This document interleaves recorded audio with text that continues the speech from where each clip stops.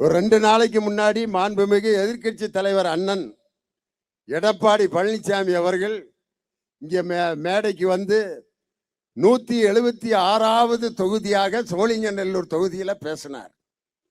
அந்த பச்சை கலர் பஸ்ஸில் அவர் பேசிட்டு இருக்கும்போது பக்கத்தில் நின்றுகிட்டு இருந்தது யார் தெரியுமா? எங்கள் தமிழச்சி தங்கப்பாண்டியிடம் தோற்று போன தமிழிசை சவுந்தரராஜ். அந்த அம்மா நின்றுக்கிட்டு ஏண்டா தெரியாம வந்து நின்றுட்டோம் போல இருக்குன்னு. ஏன்னா இவர் உருற புருடாவை அந்த அம்மாவால ஜீரணிக்க முடியல. முதல்ல என்ன தெரியுமா சொன்னார்? இருக்கிறதுலயே உலக பொய் எதுன்னா, நாங்கள் மத்திய அரசிடம் தெரிவித்த கோரிக்கை வைத்ததன் காரணமாக மெட்ரோ ரயில் திட்டத்தை நாங்கள் தான் என்னுடைய ஆட்சியில் தான் துவங்கப்பட்டது.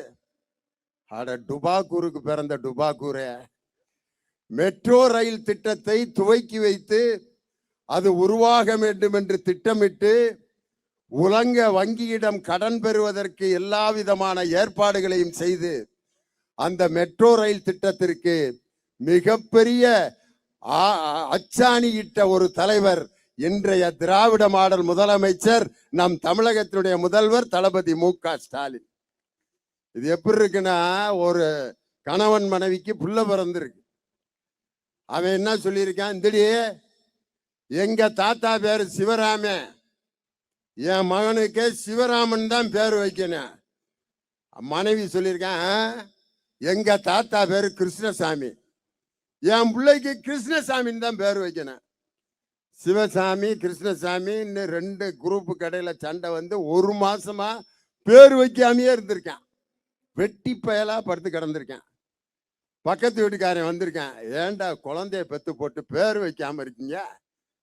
இல்ல எங்க தாத்தா பேர் வைக்க சொன்னா வைக்க மாட்டேங்கிறா. எங்க தாத்தா பேர்? அவன் சொன்னான், உங்க பிரச்சனையை நான் தீர்த்து வைக்கவா அப்படின்னா.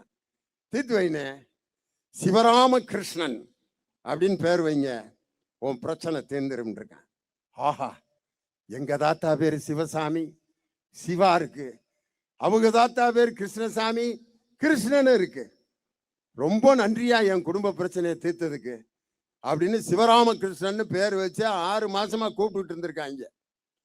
அப்புறம் பெத்த அப்பயும் படுத்து திடீர்னு ராத்திரில வானத்தை பார்த்துக்கிட்டே யோசிச்சிருக்கான்.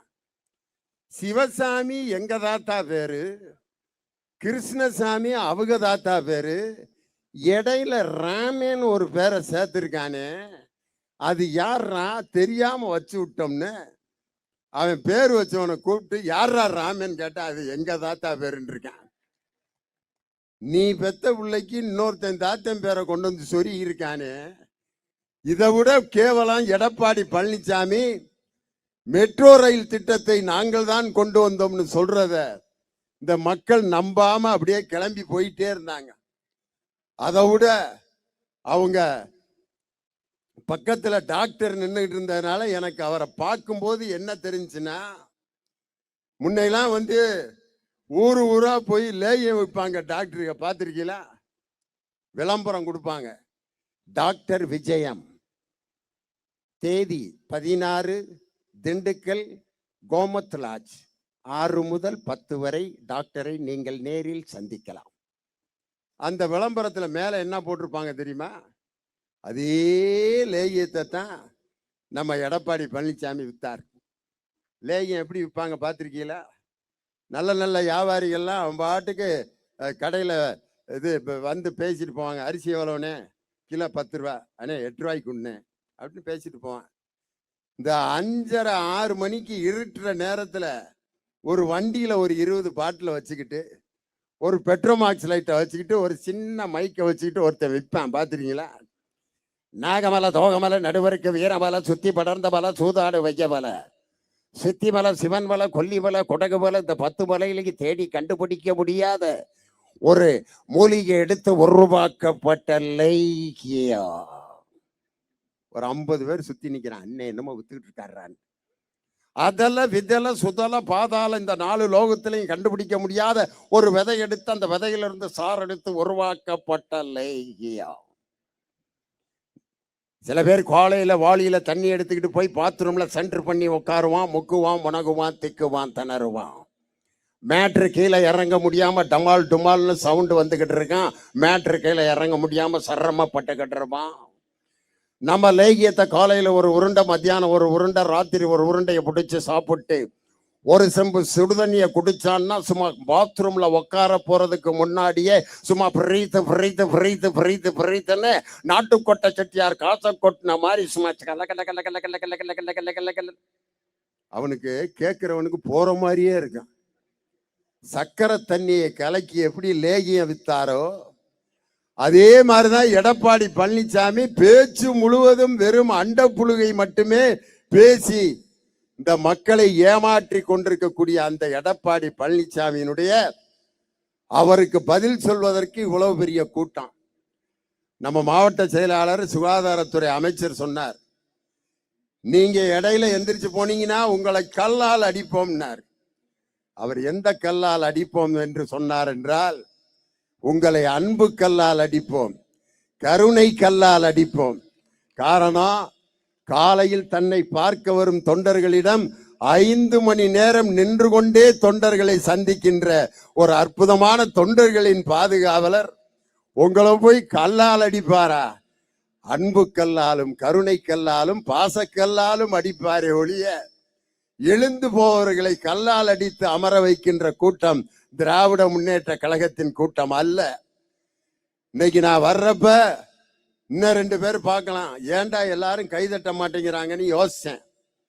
ஏன் கைதட்டலன்னா, பனி அடிக்குது, கை 2ஐயும் நல்லா கமுக்கூட்டில் இப்படி வச்சு நல்ல கனன்னு இப்படி உட்காந்து இந்த பனிக்கு அதுக்கு நிம்மதியா முக்காடு போட்டு மப்ளரை கட்டிக்கிட்டு உட்கார்ந்து இருக்கிற நேரத்துல இந்த முகரைகளுக்கு கை வேற தட்டணுமான்னு மாலை நேர பொதுக்கூட்டங்களை கலை நிகழ்ச்சியாகவும் பல்கலைக்கழகமாக மாற்றிய ஒரே இயக்கம் திராவிட முன்னேற்ற கழகம்ங்கிற இயக்கம்.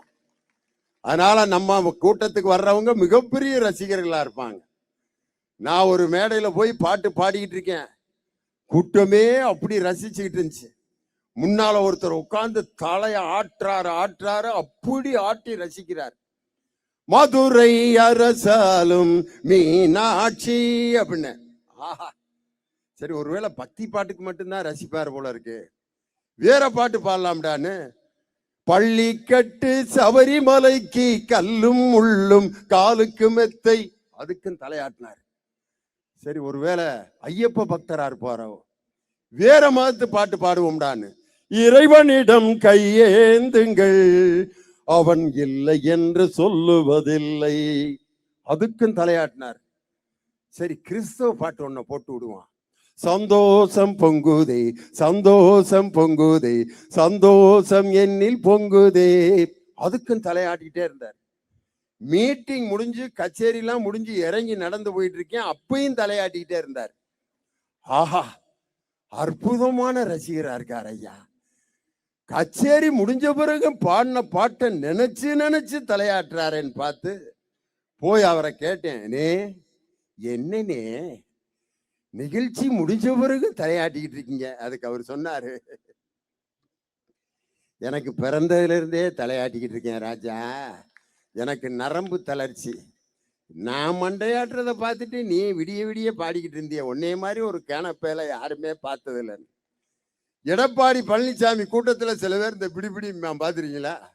அவன்லாம் என்ன அர்த்தம், ஏனே சும்மா வெட்டி வேலை பார்த்துட்டு இருக்க, ஏற்கனவே 10 தடவை தோத்து பின்னால தலையில துண்டை போட்டு உட்கார வச்ச பிறகு இன்னும் ஏனே வெட்டித்தனமா பேசிட்டு இருக்கீங்கன்ட்டு அந்த இடையில தலையாட்டுறது பூரா அந்த குரூப்பு தான், பிறந்ததுல இருந்தே தலையாட்டுற குரூப்பு.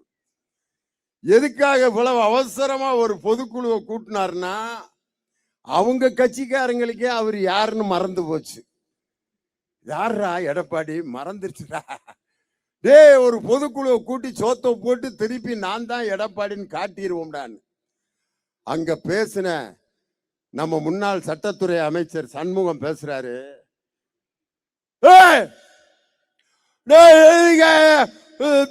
பேசுற தெரியுமா, ஏன் இவ்வளவு சத்தம் ஆத்தரம்? ஒரு ஆளு ஓவரா சவுண்ட கொடுக்குறான்னா அங்க மேட்ரு தீர்ந்து போச்சுன்னு அர்த்தம். சவுண்டு ஓவர் ஆகுதுனாலே அங்க மேட்ரு காலி ஆயிருச்சுன்னு அர்த்தம். நம்ம ஆளு மேட்ரு காலி ஆனதுனாலதான் இப்படி பேசிக்கிட்டே ஆடிக்கிட்டு இருக்காரு. இன்னைக்கு நான் சொல்றேன், 1.5 லட்சம் மகளிரை வைத்து ஒரு மாநாடு நடத்தி வெல்லும் பெண்கள் என்று கோயமுத்தூர்ல அந்த கூட்டத்தை பார்த்து இந்தியாவே இன்று அலறிக் கொண்டிருக்கிறது. பெண்களுக்காக உருவாக்கப்பட்ட ஒரு ஆட்சி நம் திராவிட மாடல் ஆட்சி. இன்னைக்கு நம்ம சகோதரிகள்லாம் இவ்வளவு மகிழ்ச்சியா இருக்கிறதுக்கு என்ன காரணம்? நம் தலைவர் திராவிட மாடல் முதலமைச்சருடைய ஆட்சியில் இருக்கிறதுனாலதான் என் சகோதரிகள் இவ்வளவு மகிழ்ச்சியா இருக்காங்க. பெண்கள் எவ்வளவு நுட்பமானவர்களுக்கு வேற உதாரணமே தேவையில்லை. ஆம்பளை எல்லாம் ஒரு கடைக்கு போனாங்கன்னா 3 தடவை ஒரு சட்டையை பார்ப்பான், 4வது ஒரு சட்டை எடுத்துட்டு வந்து துவைப்பான், 3 நாளே கிழிஞ்சு போயிடும். பெண்கள் எல்லாம் ஒரு கடைக்கு துணி கடைக்கு போனாங்கன்னா உடனே துணி எடுத்ததாக சரித்திரமே கிடையாது. கணவனும் மனைவியும் துணி எடுக்க போயிருக்காங்க. அந்த துணி கடையில் அந்த அம்மா, ஏங்க இந்த பச்சை சேலையை பூரா எடுப்பா, எடுத்து போட்டேன், ரொம்ப பச்சையா இருக்கு, லைட்டு பச்சையா எடுங்க, லைட்டு பச்சையா எடுத்து போட்டேன், ரொம்ப லைட்டா இருக்கு, 2க்கு மீடியமா எடுங்க.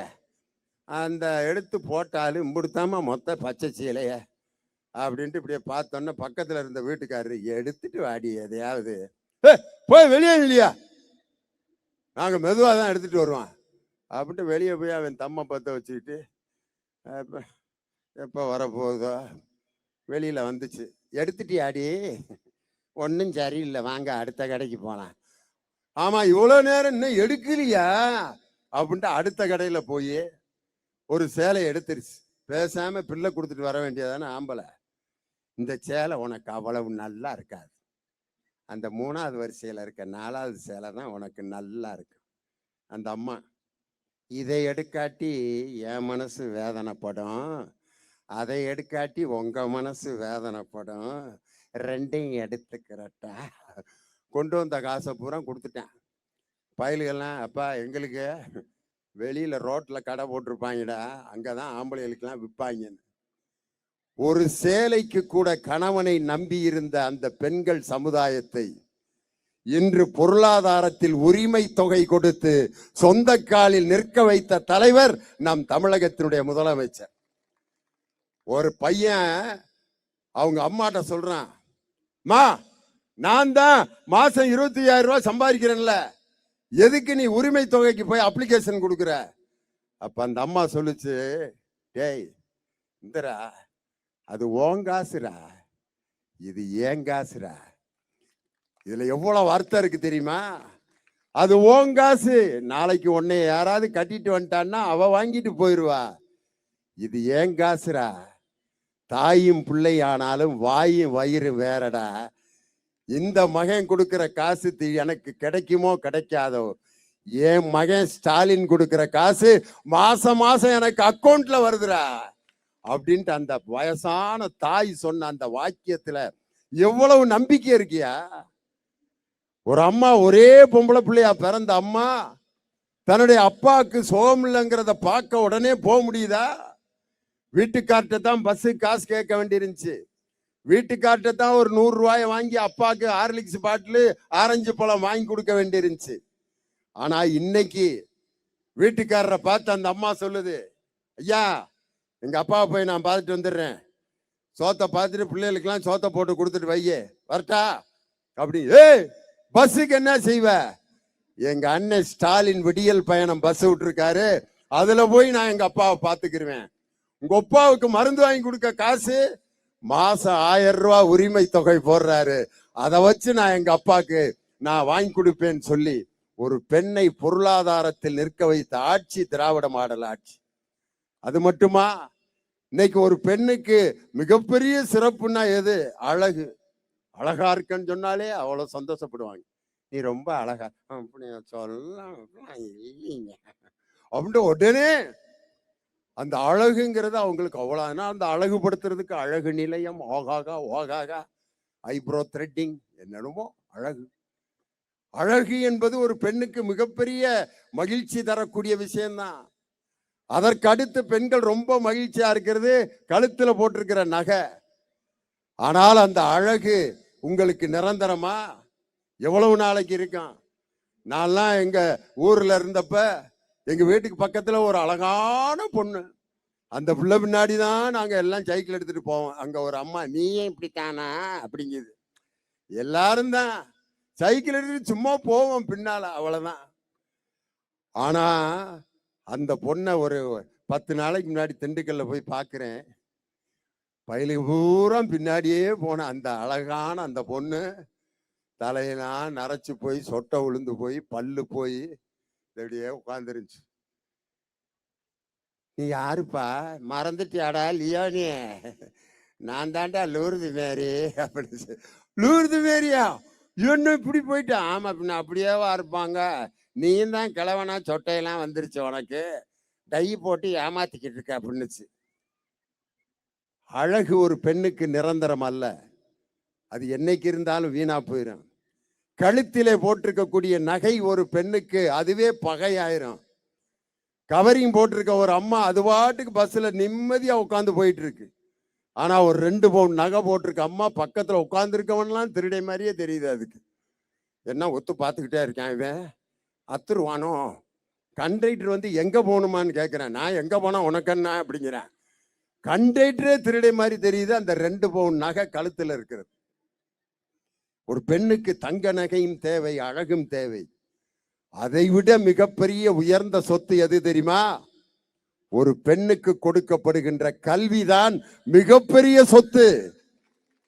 அந்த கல்வி என்ற அறிவு ஆயுதத்தை கொடுத்த இயக்கம் திராவிட முன்னேற்ற கழகம். வெல்லும் பெண்கள் அப்படிங்கிற ஒரு நிகழ்ச்சி நேரு உள் விளையாட்டு அரங்கத்துல நடந்தது. அந்த இடத்துல ஒரு பெண் குழந்தை ஒரு வீட்டுல பிறக்குது.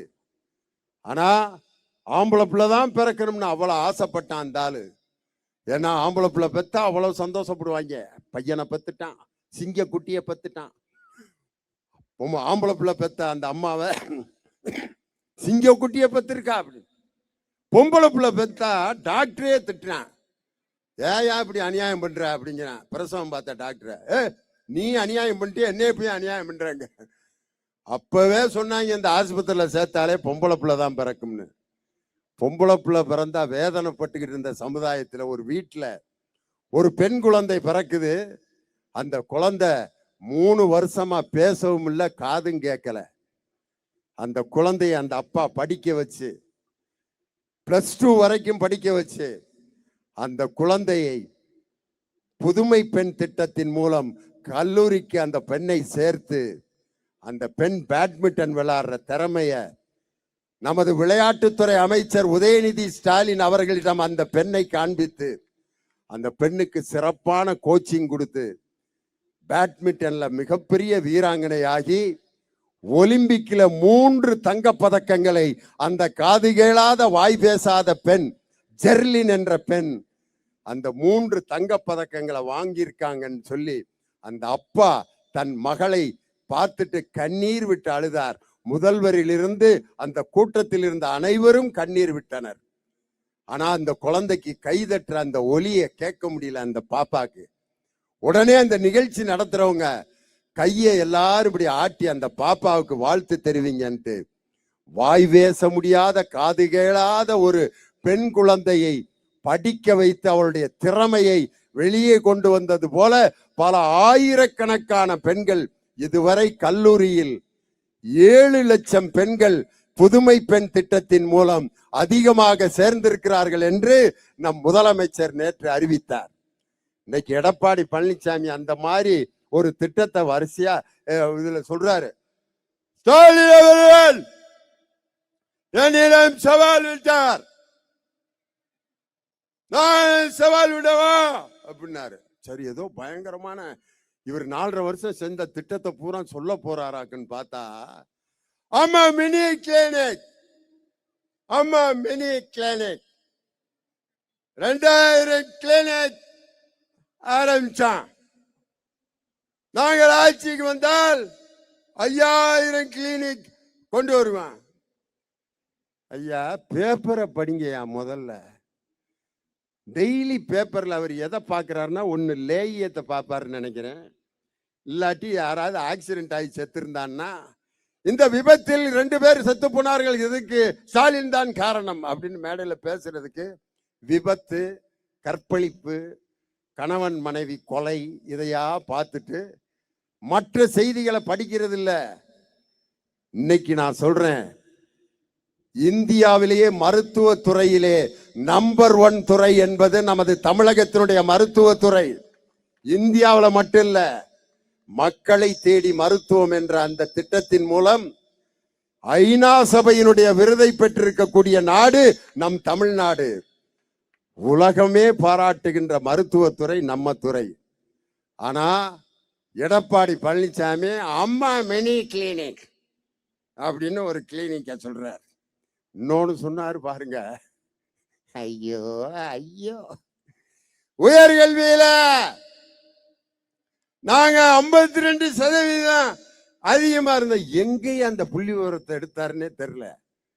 உயர்கல்வியில் உங்க ஆட்சியில நடந்த சம்பவம் தெரியுமா? அண்ணா பல்கலைக்கழகத்தினுடைய தேர்வுத்துறை இயக்குனர், கண்ட்ரோலர் ஆஃப் எக்ஸாமினேஷன், கிட்டத்தட்ட ஒரு 16,000 மாணவர்களுக்கு தவறாக முடிவுகள் அறிவிக்கப்பட்டதால் தேர்வுத்துறை இயக்குனர் கைது செய்யப்பட்டு உள்ள வச்சிருந்தாங்க. எடப்பாடி பழனிசாமி பேசுறாரு, உயர்கல்வியில நாங்க எவ்வளவு பெரிய சாதனை படைச்சோம் தெரியுமா அப்படின்னு.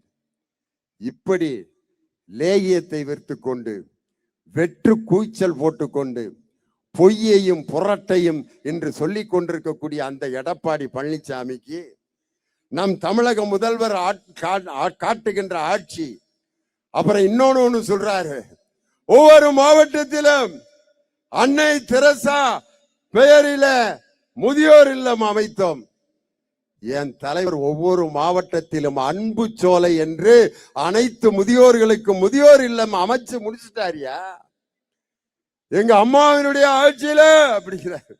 உங்க அம்மாவின் பெயரால் இயங்கிக் கொண்டிருக்கக்கூடிய ஜெயலலிதா கவின்கலை பல்கலைக்கழகத்தில் பட்டமளிப்பு விழா நடத்தியவர் நம் தமிழகத்தினுடைய முதலமைச்சர்.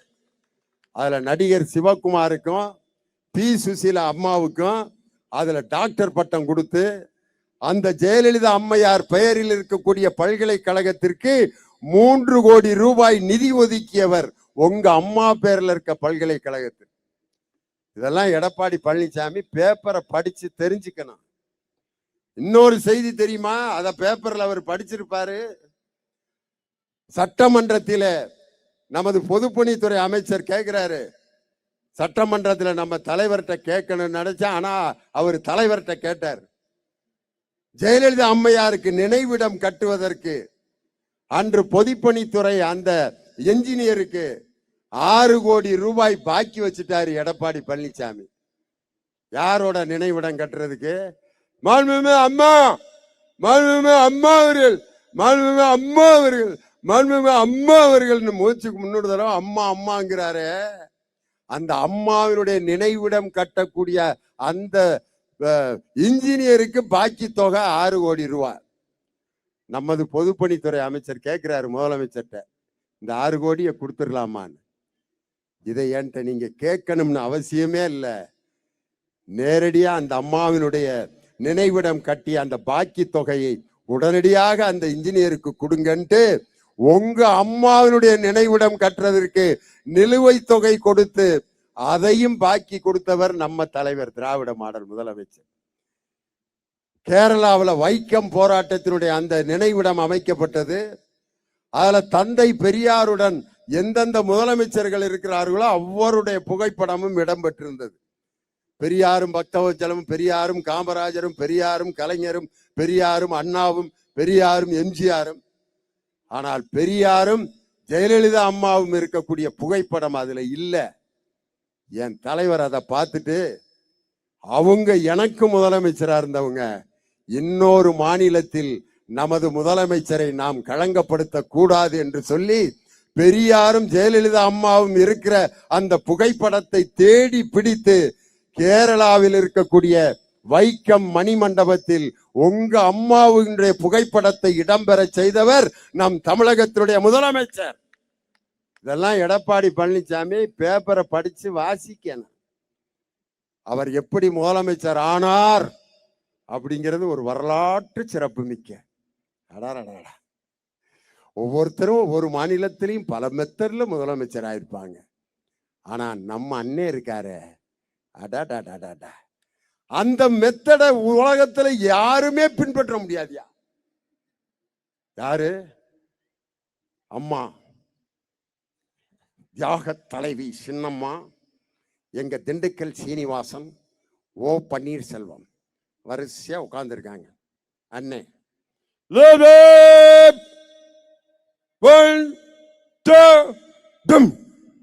அப்படி வந்தார பாருங்க. அந்த சேர் காலுகளுக்கு அடியில சும்மா திங்கி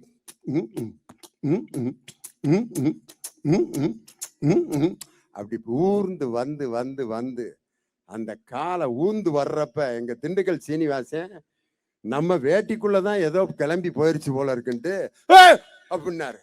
யாரான்னு பார்த்தா ஐயா போயிட்டு இருக்காரு. ஓபிஎஸ் வந்து வேட்டியில அப்படின்னு பார்த்தா ஐயா உள்ள போறார். போய் சின்னம்மாவோட காலை கைப்பற்றி அந்த அம்மா மேலே எழுப்பி விட்டு, என் உண்மையான தொண்டன் எடப்பாடி பழனிசாமி. அப்போ ஒரு அழுக போட்டாரு பாருங்க.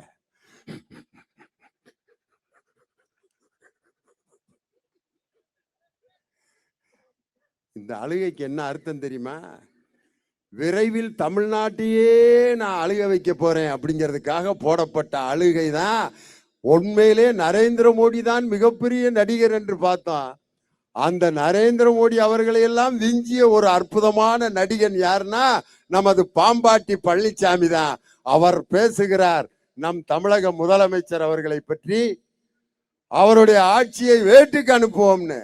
எடப்பாடி பழனிசாமி அவர்களே, ஏற்கனவே உங்களுடைய ஆட்சி வீட்டுக்கு அனுப்பப்பட்டு விட்டது. அதனால நீங்கள் இனிமேல் ஒவ்வொரு தொகுதியிலும் போடப்படுகின்ற அந்த கூட்டம், நீங்கள் திராவிட முன்னேற்ற கழகத்தில் ஏற்கனவே 10 முறை நீங்கள் தோல்வி அடைந்து விட்டீர்கள். அதனால ஒரு பத்திரிகை நிருபர் கேட்கிறாரு எடப்பாடி பழனிசாமி கிட்ட, ஐயா எதிர்க்கட்சி தலைவர் அவர்களே, எம்ஜிஆர் அவர்களுடைய பாடல்களில் உங்களுக்கு பிடித்த பாடல் ஒன்று சொல்லுங்கள் அப்படின்னு கேட்குறாங்க.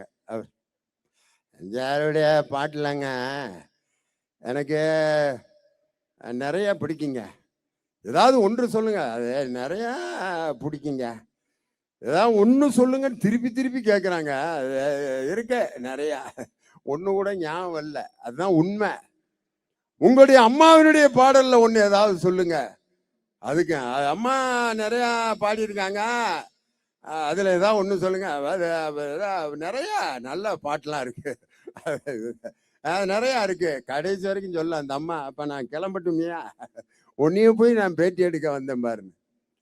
ஆனால் அதே எம்ஜிஆர் அவர்கள் பாடிய பாடல் எப்படிப்பட்ட பாடல் தெரியுமா?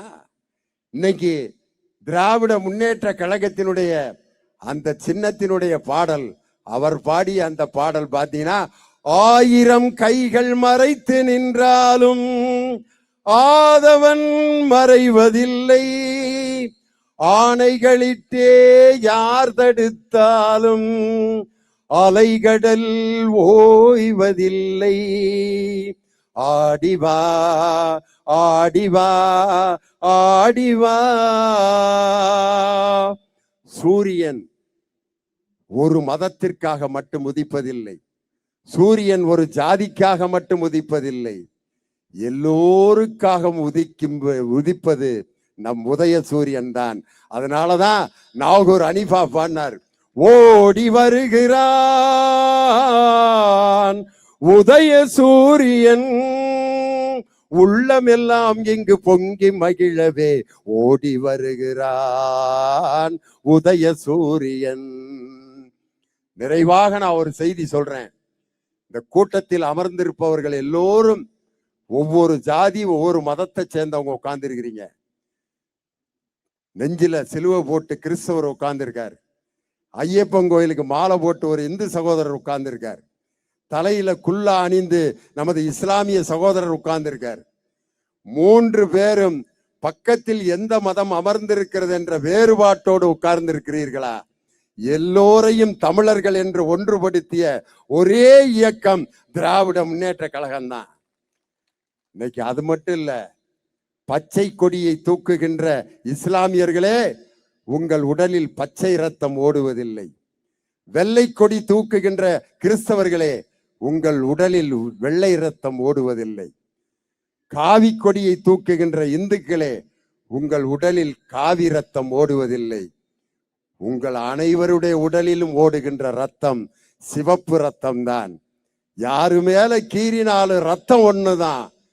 ஆக மொத்தம் பிறந்ததெல்லாம் 10ஆம் மாசம்தான் என்று ஜாதியினாலும் மதத்தினாலும் பிளவுபடுத்துகின்ற அந்த பிளவுவாத சக்திகளை எல்லோருக்கும் எல்லாம் கிடைக்க வேண்டும். பெண்கள் அடிமைப்பட்டிருந்த அந்த பெண்களுக்கு அறிவாயுதத்தை கையில் தர வேண்டும். பெண்கள், பெரியார் சொன்னார், பெண்கள் கையில் இருக்கக்கூடிய அந்த கரண்டியை பிடுங்கிவிட்டு பேனாவையும் துப்பாக்கியையும் கொடுங்கள் என்று பெரியார் கண்ட கனவு இன்று நனவாகி இருக்கிறது. காரணம், இன்னொருத்தன் கேட்டான், பெண்கள் கையில இருக்க கரண்டியை பிடுங்கி யார்கிட்ட கொடுக்கிறது? ஆண்கள் கையில கொடுங்க. ஏன்னா ஆண்கள் வீட்டுல சமைக்க மாட்டான். ஆனா ஹோட்டல்ல பாத்தீங்கன்னா டீ போடுறவருக்கு பேர் என்ன அர்த்தம்? Tea master. தோசை சுடுறவருக்கு பேரு தோசை மாஸ்டர். பிரியாணி போடுறவருக்கு பேரு பிரியாணி மாஸ்டர். புரோட்டா போடுறவருக்கு பேரு புரோட்டா மாஸ்டர். இதே வேலையை வீட்டுல செஞ்சானா அது செய்யப்படாதுன்னு. ஆனால் பெண்களின் கையில் இருந்த கரண்டியை பிடுங்கி ஆண்களிடமோ யாருக்கு வசதிப்படுகிறதோ அவர்களிடம் கொடுத்து பெண்களின் கையில் துப்பாக்கியையும் பேனாவையும் தாருங்கள் என்று சொல்லி அந்த வெல்லும் பெண்கள் என்ற அந்த மாநாட்டிலே, நேரு உள் விளையாட்டு அரங்கத்தில் நடந்த அந்த மாநாட்டில் முதலமைச்சரை பாதுகாத்து கூட்டி வந்த பெண்கள் யார் என்றால், பாதுகாப்பு படையை சேர்ந்த பெண்கள் கையில் துப்பாக்கியை ஏந்தி நமது முதலமைச்சருக்கு பாதுகாப்பு அளித்து கூட்டி வந்தார்கள். மேடையில பாத்தீங்கன்னா 11 விதமான துப்பாக்கிகளை பெண்களே எப்படி பயன்படுத்துகிறார்கள் என்பதை மேடையில் செய்து காட்டினார்கள். நான் முன்னால நடுவுல உட்கார்ந்திருந்தேன். ஒரு அம்மா அந்த AK-47 வாங்கி அப்படின்னுச்சு. நான் உண்மையிலே மிரண்டேன். விளையாட்டுக்கு இழுத்துருந்துச்சுன்னா எனக்கு அதுதான் கடைசி நிகழ்ச்சி. ஒரு பெண்ணால் துப்பாக்கியை பயன்படுத்தி இந்த நாட்டை பாதுகாக்க முடியும் என்று பெண்களுக்கு நம்பிக்கை கொடுத்த அந்த திராவிட மாடல் ஆட்சியின் முன்னால் எடப்பாடியினுடைய பொய் பிரச்சாரமும் போலி பிரச்சாரமும் லேகியம் விற்கும் பிரச்சாரமும் அவருடைய டுபாக்கூர் வேலைகளும் எங்களுடைய திராவிட மாடல் முதலமைச்சரின் முன்னால் எந்த காரணத்திலும் எடுபடாது என்று சொல்லி டெல்லி தர்பாராக இருந்தாலும் அல்லி தர்பார் என்று சொல்லிக் கொண்டு ஊர்ந்து சென்ற பள்ளி தர்பாராக இருந்தாலும், எதற்கும் பயன்படாத கில்லி தர்பாராக இருந்தாலும் எங்கள் இளைய கலைஞர் என்றும் இளைஞர். நம் திராவிட மாடல் முதலமைச்சர் 2026 மீண்டும் தமிழகத்தினுடைய முதலமைச்சராக 2வது முறை பொறுப்பேற்பார். 7வது முறையாக திராவிட முன்னேற்ற கழகம் ஆட்சி அமைக்கும் என்று சொல்லி வருகின்ற 2026 ஆகஸ்ட் 15 அன்று சென்னை கோட்டை கொத்தளத்தில் தேசிய கொடியை ஏற்றப் போவது எங்கள் தமிழகத்தினுடைய முதலமைச்சர் தான் என்று சொல்லி அதற்காக கட்டியங்கூறும் கூட்டம்தான் இந்த சோழிங்கநல்லூரில் கூடியிருக்கும் வெள்ளமன திரண்டிருக்கும் கழகத்தினுடைய உடன்பிறப்புகள் என்று சொல்லி உங்களிடமிருந்து விடைபெறுகிறேன். நன்றி, வணக்கம்.